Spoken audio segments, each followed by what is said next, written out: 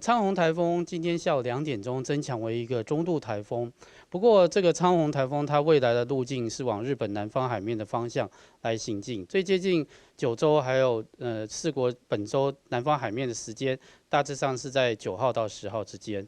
那对台湾的影响是相当的小。气象局表示，第14号台风昌宏7号下午已转为中台，并指出昌宏台风未来将往北北西前进。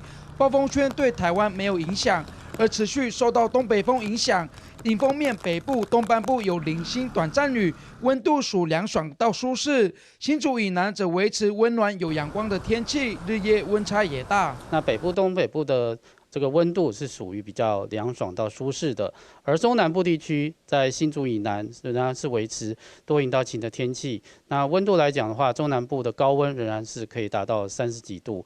预报员表示，到了国庆连假仍受东北风影响，但水汽不多。迎风面的北部、东北部云量稍多，偶尔零星降雨。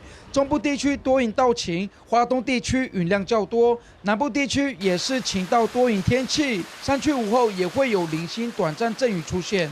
原视新闻虎树已故，台北市。